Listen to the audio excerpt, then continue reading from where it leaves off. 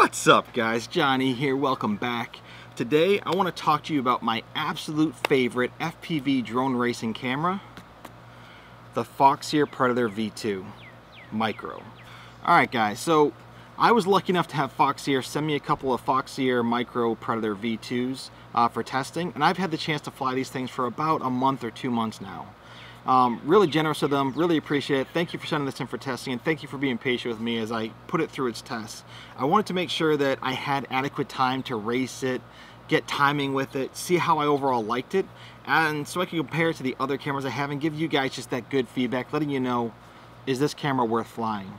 Now what I can tell you is that a few months back I switched over to the HDOs from Fat Shark Dominator V3s. When I was flying V3s, I had to fly with the 16:9 camera. And my absolute favorite 16:9 camera was the Foxeer Micro Monster. The picture on that thing's absolutely fantastic. The colors are awesome, great detail, very little latency, just a great picture for 16:9. If you're flying a 16:9 goggle and you like that non-stretch view. I know some guys like stretched views in their 16:9 goggles for whatever reason, but if you like things to not be stretched out and you want a 16:9 camera, highly, highly, highly recommend the Foxeer Micro Monster for racing. But anyway, once I switched over to the HDOs, I couldn't squish my picture. I'm not going to use a 16:9 camera anymore. I need 4.3 cameras. So I wound up going with the Runcam Micro Swift 2. I run the 2.3mm lens. It's about the field of view that I like. I like things to be kind of compressed, not super stretched out, so that's what I was flying. So as you can see here, I have one of my DMR builds, and inside of this, I actually have my Runcam Micro Swift. One of the downsides of this particular camera is it does break relatively easily compared to the Foxeer camera and some of the other cameras I was used to before. But it does give a good picture. I like the way it looks. I'm super used to it, very comfortable with it. I enjoy flying with this a lot. I don't notice any latency issues whatsoever. Overall, it's just a fantastic camera. So I've actually been flying this on 2 of my quads as I was flying my Mode 2 Ghost frame with the Foxeer Predator V2. So you can see I got the Predator V2 in here right now. And I was just going back constantly. So if you were with me when I was flying in Buffalo doing the Buffalo Bando, you know that some rounds I was using the Micro Swift, some rounds I was using the Predator. And I couldn't really determine which one I liked better. I liked them both almost equally. What I will say though is what ended up happening is as I was getting ready for our Detroit regional qualifier, I started running them back to back on that track. And what I noticed is that during practice, when I was flying with the Micro Swift, as I do the split S, go out to the far gate, make that left turn around, the field of view wasn't quite as nice for making that turn. It was harder for me to gauge roughly where that flag was, and sometimes when I make that turn I'd full throttle it going to that next gate and I'd actually hit the flag just because I didn't have perception on quite where it was. And I noticed that when I was flying with the Foxeer Predator V2, as I made that turn I could always see that flag and I'd always adjust for it and I could make it no problem. And just that alone on that course, that slight extra bit of field of view over the 2.3mm lens just made it so this was a better fit for me on that given day. That's the reason why I switched over to it. Now, going through this camera, what I would say is the way that they have this done, it's a 1.8mm lens. That doesn't mean that much. You look at it and say, well, I'm comparing it to a 2.3mm lens. It should be like way wider. But you got to keep in mind that the focal length of the lens is only part of the picture when it comes to field of view. It's also the size of the sensor. So if you have a smaller sensor, it's going to make it look that basically a wider lens or a 1.8 lens might be more like a 2.1 or 2.3 on a different camera. That's just, you got to factor it in. If you really want to compare roughly what it's going to look like, look at the field of view. What I'll say is that on the field of view on this particular camera with a 1.8, I think it's 150 degrees. Or it might be 155. I'm not 100% sure on that. And then if you look at this one here with the 2.3mm lens, it's slightly less wide. I think this one here is 150 degrees. So 150 on this one, 155 on this one. Very, very similar, but just a little bit wider. And you can tell that when you're flying with the Foxeer. Now, why didn't I not just switch everything over to the Foxeer when I first tried this thing? Well, this camera is definitely not perfect. I'm not aware of a perfect FPV camera, so I'm just going to give you the pros, the cons, let you know what I like, what I don't like. Flying this camera around, what I'll say is that it has phenomenal detail. So flying this with a CMOS sensor, it's very, very sharp. I notice more detail on my FPV feed than what I'm seeing with the Micro Swift. I definitely like that part. Another big thing is that there's noticeably more saturation in the picture. There's more contrast in the picture for me. So it allows me to pick up certain details like gates easier than I'm picking them up with the Micro Swift.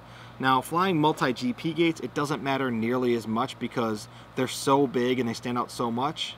Either camera works out pretty well, but if you're flying with quad-action gates or you're flying with pool noodles, I definitely had an easier time seeing them, especially popping them out on my screen when I was flying with the Foxeer Micro. What I'd also say though is that the colors, they're not necessarily as nice overall as what you're gonna get with the Run Cam. What I mean by that is that out of the box, for the most part, there's a little bit of a blue tint to everything.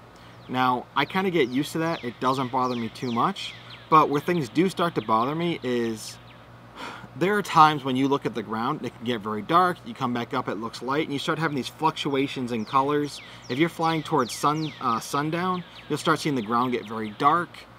Certain situations makes it harder to fly versus what you see with that Run Cam Micro Swift, where it just kind of works overall, keeps a pretty solid picture. But on the same part, if you're looking at the sun looks like a small dot when you're looking at it with the Micro Predator V2. It looks like a much bigger mess, just messing up your screen when you run with the Micro Swift. So there's kind of pluses and minuses as you fly. The other things, the two things I really didn't like about flying with the Foxeer Predator V2. One, when you start flying later at night, it has the ability to pull in low light where you can't see. I've flown in almost dark and able to do it. But what ends up happening is there's a little bit of light. It just totally messes with things.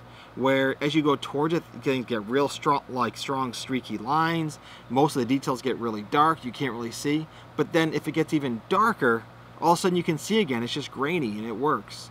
Versus as I'm flying with the Micro Swift, it just keeps more of a consistent picture. And it's probably has less light in the end to fly with, but because it kept it a more constant picture, it's easier to deal with. Lastly, this one, I'm kind of curious what it is. I think it might actually be an issue with the frame that I'm using.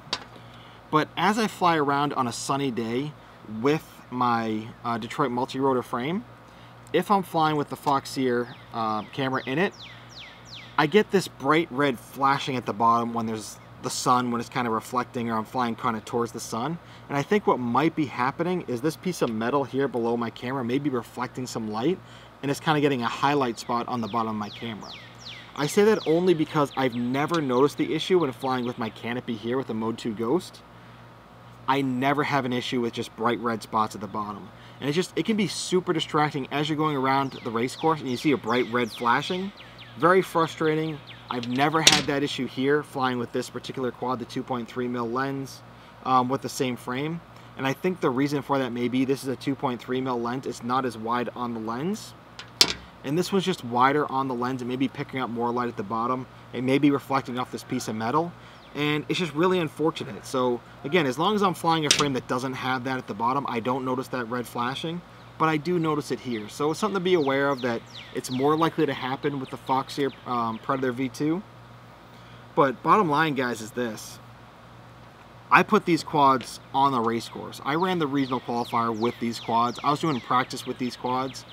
I wound up with consistently better results as I was racing with the Foxeer Predator V2 than I was getting with the Run Cam Micro Swift.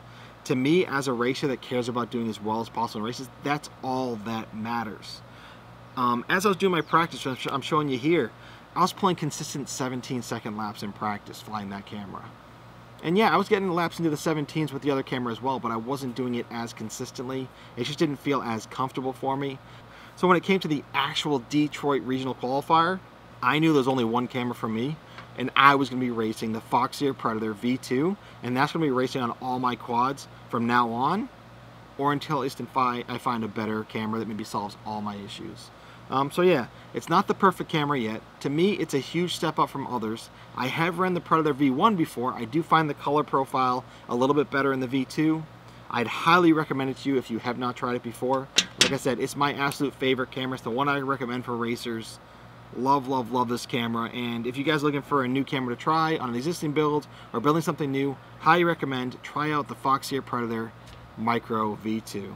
Anyways, guys, I hope that was helpful for you. Let me know down below if you agree, if you disagree, if you prefer some other camera.